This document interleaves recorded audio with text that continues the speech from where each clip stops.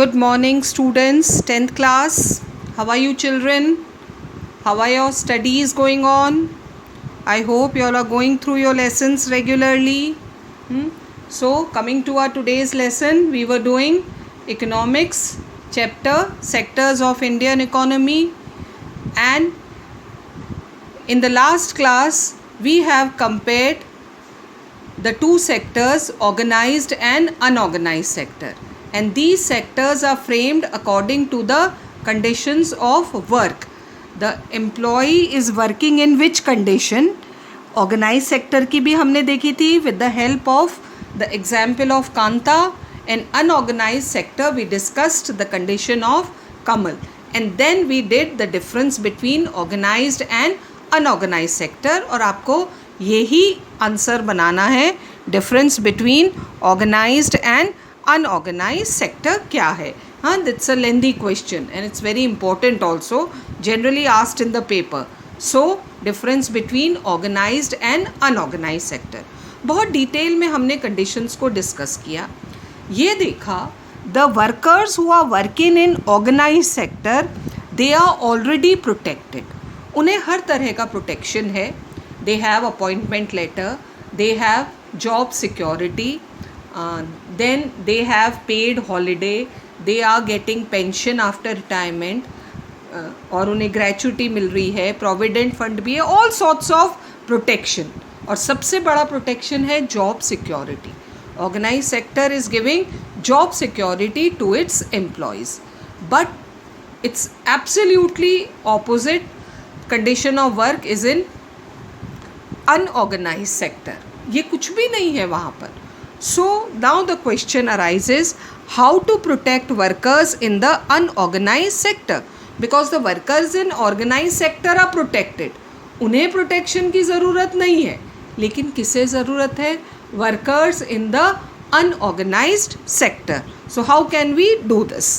The organized sector offers jobs that are the most sought after. That's why people want to work in organized sector. जो jobs organized sector में हैं, people want to do that work because they have all those protections, especially job security, regular salary, etc. But the employment opportunities in the organized sector have been expanding very slowly. सबको तो organized sector में काम नहीं मिल सकता. Only technically skilled, highly qualified people get job in organized sector. So everybody can't get job in organized sector. So the people are forced to work in unorganized sector. It is also common to find many organized sector enterprises in the unorganized sector. मैंने कल भी आपको समझाया था बच्चों कि ये जो अनऑर्गेनाइज्ड और ऑर्गेनाइज्ड सेक्टर हम कह रहे हैं, ये वर्किंग कंडीशन पर डिपेंड करता है. ये पब्लिक सेक्टर प्राइवेट सेक्टर नहीं है, गवर्नमेंट सेक्टर नहीं है कि गवर्नमेंट जॉब है या प्राइवेट जॉब है, ऐसा नहीं है. ये किसी भी ऑर्गेनाइजेशन, किसी भी इंस्टीट्यूशन में वर्किंग कंडीशन कैसी है एक वर्कर के लिए, that is organised and unorganised sector. See, I am working in a private school. हाँ, हमारा स्कूल प्राइवेट स्कूल है, but I am getting all those facilities which we have learned in organised sector. तो school भले ही private है, but my working condition is of organise sector, है ना. जो भी फैसिलिटीज़ वहाँ मिलती है वो हम टीचर्स को मिल रही है, इसका मतलब I am working in organise sector. लेकिन आज बहुत सारे इंस्टीट्यूशंस ऐसे हैं जो कहने को तो बहुत बड़े इंस्टीट्यूशंस हैं, ऑर्गेनाइज सेक्टर के एंटरप्राइजेज हैं, लेकिन कहीं ना कहीं उनकी working condition with the changing time, उनकी वर्किंग कंडीशन किसकी जैसी होती जा रही है? अनऑर्गेनाइज सेक्टर जैसी. बिग एंटरप्राइजेस, बिग इंडस्ट्रीज, हाँ, but like seasonal industry, workers को रखा कभी निकाल दिया, तो कहने को तो बहुत बड़ी इंडस्ट्री है, but it is working as unorganised sector. They adopt such strategies. और क्यों करते हैं बच्चों ये सारा अनऑर्गेनाइज सेक्टर जैसा माहौल क्यों बना कर रखते हैं? वो देखो, इसका एक बहुत बड़ा कारण है to evade taxes and refuse to follow laws that protect labourers. उन्होंने अपनी कंडीशंस ऐसी बना रखी हैं अनऑर्गेनाइज सेक्टर जैसी. और क्यों कर रहे हैं वो ऐसा? To evade taxes. टैक्सेस से बचने के लिए, उन्हें टैक्सेस ना देना पड़े। और दूसरी बात, they refuse to follow laws that protect labourers. कल हमने बहुत सारे लॉज के बारे में समझा था, factory laws, shops and establishment laws. ये सारे लॉज किसके लिए बनाए गए हैं? फॉर द लेबरर्स, जो वर्कर्स वहाँ काम करते हैं। हाँ, तो अगर ऑर्गेनाइज सेक्टर का इंटरप्राइजेज है तो they have to follow these laws. तो अपने आप वर्किंग कंडीशंस ऐसी बना देते हैं ताकि उन्हें ये लॉज फॉलो ना करने पड़े। As a result, a large number of workers are forced to enter the unorganized sector jobs. तो मन से नहीं करता है कोई, लेकिन क्या करें? They are forced to do such jobs which pay a very low salary. ये अनऑर्गेनाइज सेक्टर का एक और फैक्ट है, हाँ, कि उन्हें बहुत कम सैलरी दी जा रही है। They are often exploited. उनका शोषण किया जाता है, फ़ायदा उठाया जाता है, काम ज़्यादा लिया जा रहा है लेकिन पेमेंट कम दिया जा रहा है। And not paid a fair wage. हाँ, the amount of work, the quality of work that they are doing, उतना वेज उन्हें नहीं दिया जा रहा। Their earnings are low and not regular, है ना, बहुत कम है और रेगुलर अर्निंग्स भी नहीं है उनकी। These jobs are not secure and have no other benefits. आ गई ना बच्चों वही सारी कंडीशंस जो हमने कल अनऑर्गेनाइज सेक्टर की पढ़ी थी। तो आजकल ज़्यादातर ऑर्गेनाइजेशंस या एस्टेब्लिशमेंट्स किसके हिसाब से कार्य कर रहे हैं? वो working conditions of unorganise sector, so they need protection. Since the 1990s, जब से हमारे यहाँ न्यू इकोनॉमिक पॉलिसी लागू हुई और इकोनॉमी में चेंज आया, ये हम नेक्स्ट चैप्टर में will discuss it in detail. Since the 1990s, it is it's also common to see a large number of workers losing their jobs in the organized sector. Next chapter में we are going to study with the coming of multinationals. It has happened. बहुत सारे ऐसे institutions, organizations which were earlier as organized sector, they have been working now as unorganized sector. So many of the people have lost their jobs. These workers are forced to take up jobs in the unorganise sector, है ना। अब उन्हें उन working conditions में काम करना पड़ रहा है विथ लो अर्निंग्स, सैलरी भी पहले से कम है, वेजेस कम है। Hence besides the need for more work, there is also a need for protection and support to the workers in the unorganise sector. So people who are working in organized sector, they need no protection, but the number of such people is very less. So the people who are working in unorganized sector, जिनका number बच्चों बढ़ता जा रहा है और आज का time देखें तो number has still increased a lot, those workers need protection. So how can we have that?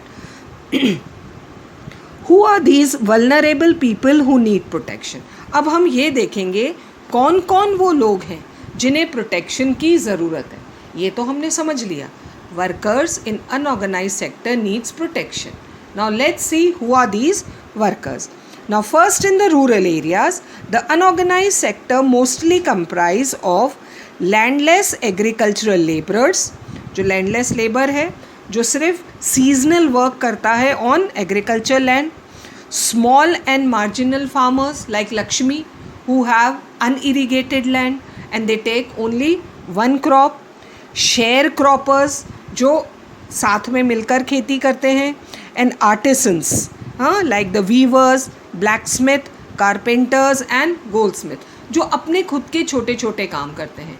These are the workers in rural areas who need protection.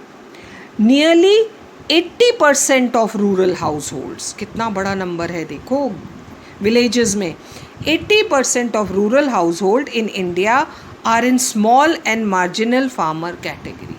वो छोटे farmers who have that small plots of land, 2 hectares or less than 2 hectares. These are those farmers. और हमारे India की total farmer population में से 80% come into this category. These farmers need to be supported through adequate facility. In farmers को protection की ज़रूरत है. How? For timely delivery of seeds, they get good seeds on proper time. Agricultural inputs, like fertilisers, manure, इन्हें सही time पर मिले. Credit अगर loan चाहिए तो कम इंटरेस्ट रेट पर मिले, storage facility where they can store their crops, and marketing outlets where they can sell their products, अपने क्रॉप को बेच सके। हाँ, ये सारी facilities, all these are required by these small and marginal farmers, तब जाके दे कैन बी प्रोटेक्टेड, उनकी अर्निंग्स पहले से बेटर हो सकती हैं। ये तो बात कहाँ की हुई बच्चों? रूरल एरियाज़ की। Now let's see about urban areas. In the urban areas, unorganized sector comprises mainly of workers and small scale industries.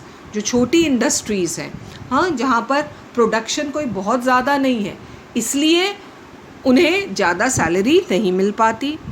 Casual workers in construction, you can see in construction sites where the buildings are being made and constructions are going on. वो जो worker वहाँ काम करता है, unskilled worker, ईंट उठाने का, पत्थर उठाने का, मिट्टी ले जाने का, ये जो अनस्किल्ड वर्कर्स काम करते हैं, दे need protection. Trade and transport, हाँ, जो मज़दूर, जिन्हें हम दिहाड़ी मज़दूर भी कहते हैं, daily wage labourers who are sitting there on the road side looking for work every day, किसी दिन काम मिलता है और किसी दिन काम नहीं मिलता है, they need protection. And those who work as street vendors, जो गली गली जाकर सामान बेचते हैं, हेड लोड वर्कर्स, बोझा उठाते हैं, गारमेंट मेकर, हाँ, छोटे छोटे ये कपड़े या स्टिचिंग का वर्क करते हैं, रैग पिकर्स, कचरा उठाते हैं, these are the people who need protection. देखा कितनी सारे लोग हैं, क्या क्या काम करते हैं, बहुत सारे के बारे में तो हमें पता भी नहीं होता है, but these people are doing all sorts of work. Actually they need protection because they don't have regular income. उनकी रेगुलर इनकम नहीं है, रेगुलर सप्लाई नहीं है उन्हें.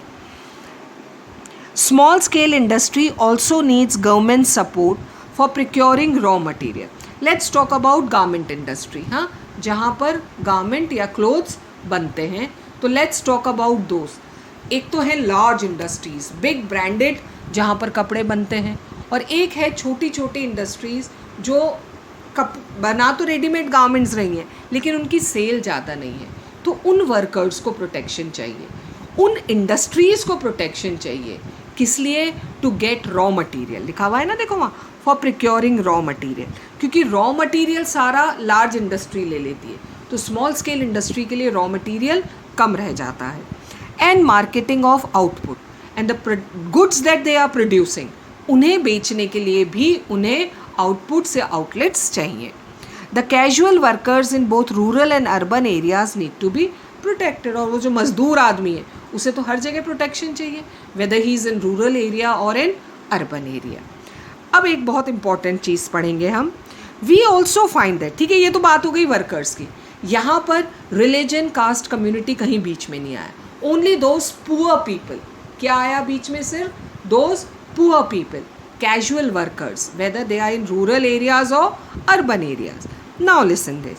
We also find that majority of workers, ये जो workers है ना जिनके बारे में हमने पढ़ा, rural areas and urban areas, majority of workers from scheduled caste, scheduled tribes and backward communities. ये workers इन categories को belong करते हैं. किसको? Scheduled caste, scheduled tribes and backward communities find themselves in the unorganized sector.